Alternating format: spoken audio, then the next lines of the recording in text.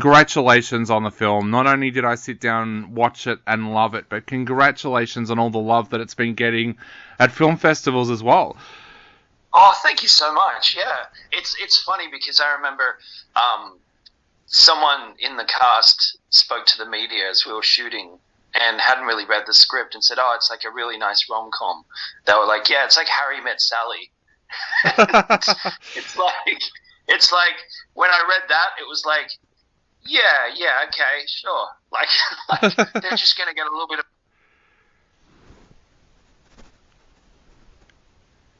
basically trying to find a girl on the other side of the world. Like it's not Harry Met Sally, but yeah, it was funny for a moment. So James, tell us a little bit, where did this idea first come about for you? Was there something that sparked the idea for this film? I kind of had written this script where two guys go from New Jersey to Malibu, and it nearly got off the ground with an agency called CAA, or Creative Artists Agency, over in LA, and kind of at the last minute it sort of fell apart. So I had this script, COVID hit, nothing was really happening, obviously lockdown, and so I kind of was like, you know what, let's just make a movie. And I sort of rewrote it so these guys could come to Sydney, Australia. And I suppose there's elements for myself because I'm from Bondi Beach, so it was like amazing to be able to shoot in Bondi Beach. The best place in the world. But also I spend like half my family's from Los Angeles, so it's kind of like I wanted to probably make a little bit closer to home that sort of like LA side, and then that Bondi Beach side. Because that's probably, it's part of my makeup, I suppose. Yeah. And did the pandemic make that difficult to film in the two countries? Like, because you do film in Australia and film overseas as well. That must have made that pretty hard. Yeah, it was so hard. Like, Dave, I won't lie to you. Like, just some of the challenges, it was like, you can shoot, then you can't shoot.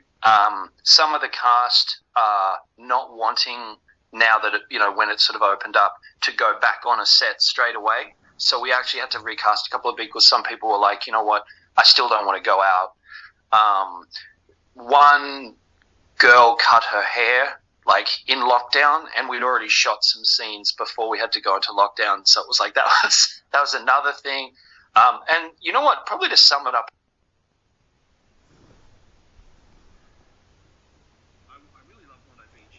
anyone who watches the film sees it's kind of that summer vibe. It's really hard to get that summer vibe when Bondi Beach during COVID is just a couple of people in tracksuit pants with masks on. There's no swimsuits and guys swimming and girls on the beach. It's just a couple of people with masks walking their dogs before they have to go back to their house. Yeah. So how did you create that then? I was really, really lucky, and this is where, like, I think it's really nice. There's elements of Australia that you don't get anywhere around the world, but we'd shot some really good, like, I guess you could say B-roll footage early in the morning, and got a couple of good days of people surfing, but we were lacking big time on just getting that summer vibe feel, hence the tracksuit pants and the masks. And I found this guy online called Eugenie who lived in Bondi, and he'd done this stock footage. And I emailed a couple of people, including him, just saying, hey, any chance he'd want to get behind an indie film in Bondi Beach? Your stock footage is amazing. How could we use it? And this guy who lived in North Bondi turned out to be a super talented cinematographer that had come from Italy to Australia. He was like, oh, man, I'd be on it. Like, yeah. So he actually gave us probably 4 or 5 shots that he'd shot, in recent summers in Bondi when there was no lockdown. And I was kind of blown away because he'd shot this stuff which was, he could have sold the footage, or he could have been really difficult and said, oh, I want to be like an EP credit or something. But he was just, like, you guys are doing something cool and I want to get behind. So he deserves a lot of credit, Eugenie. Awesome. So we have a lot of young filmmakers that listen to this show, a lot of people that are going through film school or are just out of film school. The interruptions that you experienced during this film, like you said, with the pandemic hitting, How were you able to overcome that and keep excited about the project? Because I know a lot of filmmakers during that time that kind of shelved projects and they haven't gone back to them. How did you keep that excitement about the project going when there were so many interruptions happening right around the world? I think, that's a cool question because I guess for me, it was by default because originally I didn't want to wear, writer, director, producer, lead actor. Like, I didn't want to wear all those hats. I had the idea that I could be, I went to acting school at NIDA. I was like, you know what, I can be the lead actor and I can produce it. That's fantastic. And then to kind of answer your question, there was a little bit of that to make it happen. I had to be the director as well. The director that we wanted, he was unavailable during COVID. And I had to wear all these different hats. And I think that was the responsibility. It was like, I knew I was going to go back to LA after COVID, and I didn't want to be one of those people that starts a project in Australia, stops it, and then goes back to LA and is kind of, people are left holding the bag. It's sort of, I guess the motivation was I started this, I'm going to finish it, and I'm going to finish it before I go back to LA, even if it just means, everyone involved has something finished. Definitely wouldn't recommend wearing so many hats next time, but it's there was a responsibility I felt that I just had to do it. And I've been part of those productions too, Dave, where, you sign on as an actor or you sign on as a director or whatever it is, and then halfway through, the money falls through or something happens and that project kind of never gets turned around again. Yeah. And I definitely didn't want to have that if I was wearing these hats. How difficult did you find that process of being the director and the lead actor? I've only ever done it once in my career, and that was on a student film. And I remember there was all kinds of difficulties because at one point my character was covered in fake blood, and I couldn't touch anything when I was directing because I had the fake blood all over me. How did you find that directing and acting at the same time? I definitely had to dig very, very deep sometimes because I'll be very upfront. I wasn't prepared for it. My directing experience is I'd done some stuff over in California, some commercials, and I directed a documentary and one short film back in the day where I felt like there was very little risk.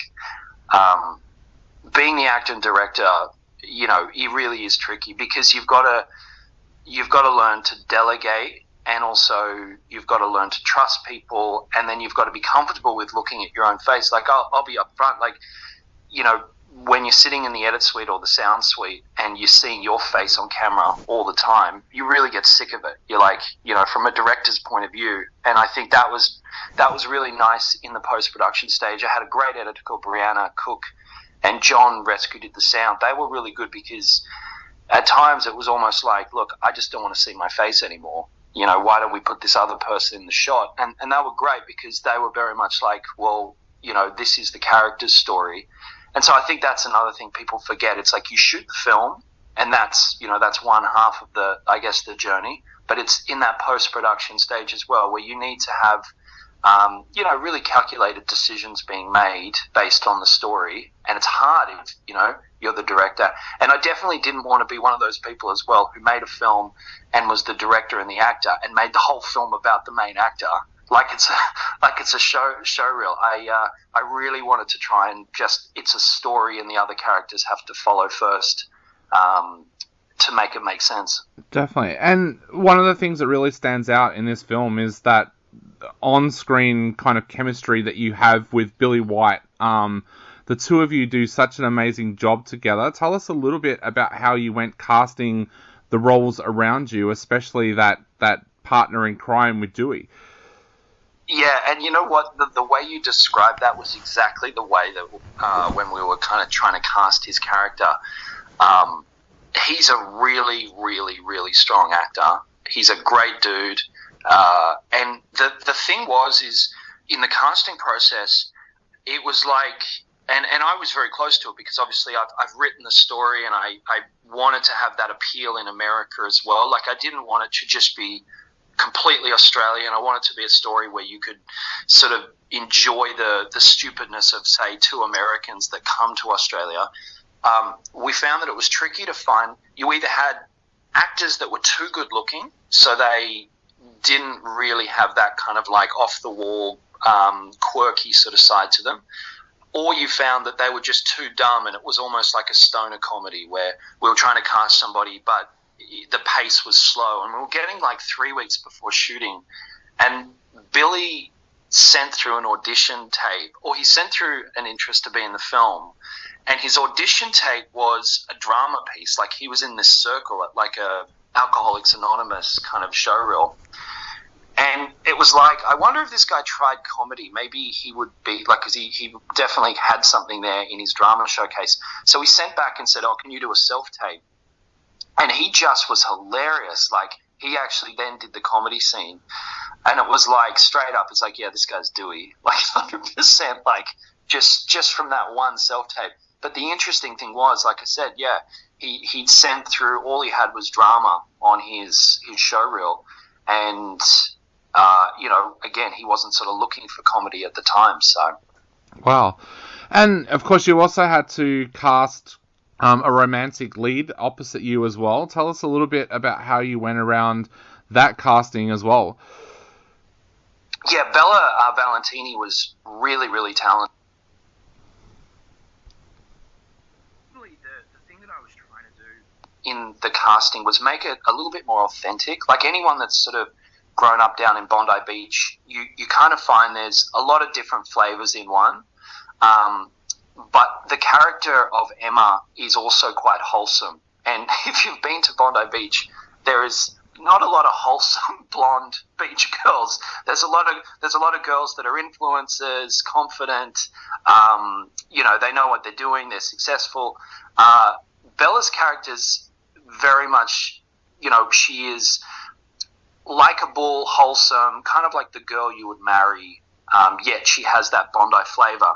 So I thought Bella's look was fantastic, and then when we kind of were testing her to read, she was just perfect because she doesn't have that, like, I've been here, done that, I know what I'm doing, Erin Brockovich type attitude. She's still she's very sweet, and that was just, I thought, a really nice touch, because with the casting, anyone who watches the film realizes Michael and Dewey are not very smart, so you really couldn't cast an actress who was going to play too strong or too strong-willed, because it wouldn't be realistic that they'd be interested in Michael. So, yeah, great actress, and she's got a couple of films coming out as well after this, so I really want to see her do well.